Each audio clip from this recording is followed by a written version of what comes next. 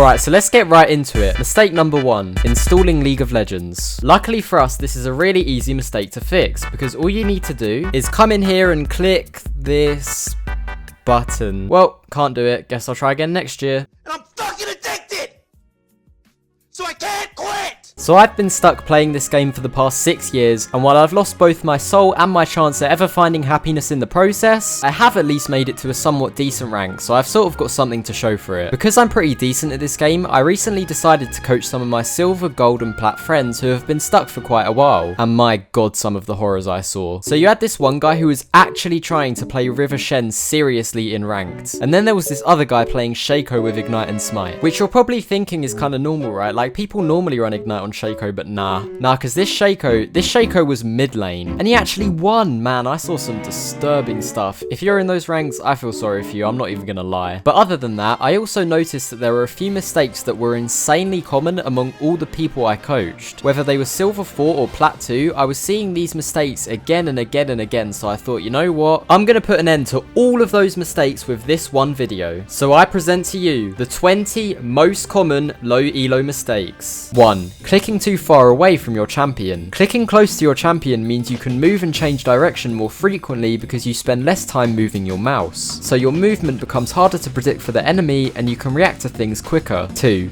Moving to fights that are already over. I see this one way too often, where players see their team fighting and feel like they have to move because they're scared of it going wrong. Then they get there and oh, look at that, the fight's over. Start judging how you think fights are going to go before you move to them, instead of just turning your brain off and moving to them without thinking like monkey. And eventually you start to get a feel for it and you'll stop wasting all this time. 3. Taking the first plate too early. You can take the first plate later in the game way quicker anyway, and taking it early delays your recall, which in some lanes can give your enemy a lethal roam timer. Do you ever wonder why the enemy Katarina double kills your bot lane after you solo killed her? Or why the enemy Leona kills your mid laner after you poked her out of lane, and it feels like there's nothing you can do about it? Well, this could have been the issue. 4. Not timing your recalls with your teammates' recalls. Syncing your base with your teammates' bases means you'll be on the map at the same time as them, and it will be easier to follow up on their plays or set up your own plays and guarantee that you can get some backup. 5. Not looking at lane states and punishing mistakes as a jungler. You shouldn't need to look at the camps you're killing as a jungler, so it's better to spend the time looking at lane states to see if there are any mistakes you could be punishing by ganking. 6. Roaming when your wave is pushing away from you. Doing this causes you to miss minions. You should only roam when a wave is pushing towards you. Whether that means you've just crashed a massive wave into the enemy tower, or the enemy has a slight slow push into you. As long as you can make it back to your lane in time for when it crashes back into your tower so you can farm it, you're good to go. 7.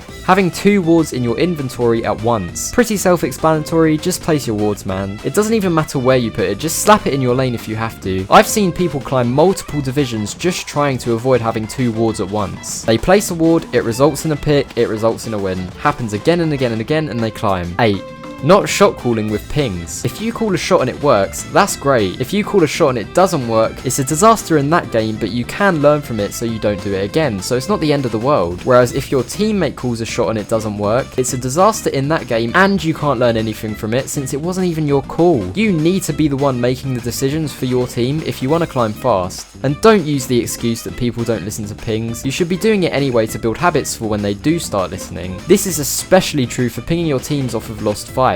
9. Refusing to take the small L when you make a mistake and turning it into a way bigger L. Sometimes if you fuck up, you just need to accept the consequence. Imagine you're low on health and the enemy freezes on you. Trying to fix it is just like flipping a coin. You're praying the enemy team messes up and doesn't kill you even if they should. It's better to just be a consistent player, give up the wave and take the L. At least you don't die. This applies to other situations too, like giving up Baron after your whole team gets killed and not dying with them, or whatever you can think of. 10. Not doing things with intention. Every minion you auto, every spell you use, every ward you place should have reasoning behind it. If you do something without thinking and it goes wrong, there's nothing you can learn from that. If you do something with a reason and it goes wrong, you can work out why what you did was wrong and improve from it, so next time your reason will be correct. 11. Not retaliation trading. This is probably the most common mistake I saw even from plat players. When an enemy uses a spell and chunks you, don't run away because you're low. Go back in and trade while their abilities are on cooldown. 12.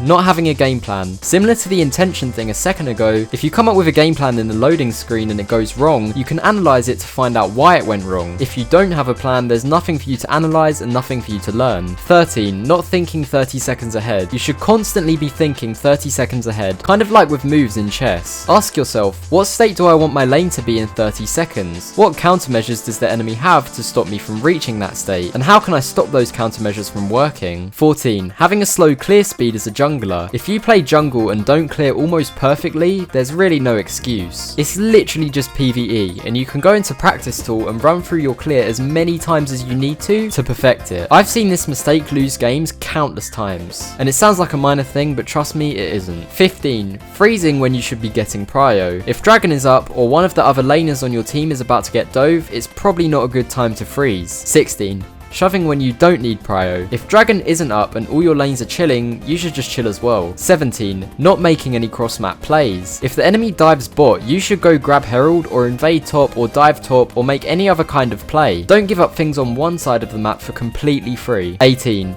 Blaming bad macro for the reason you're stuck. I've seen so many gold and plat players say they aren't climbing because they have bad macro. Don't get me wrong, the fact that they have bad macro is likely true, but most diamond players do as well. It really shouldn't be your focus as a low elo player. And even if you're a macro genius, your low elo teammates won't know how to play around your flawless macro anyway, so it won't achieve anything. 19.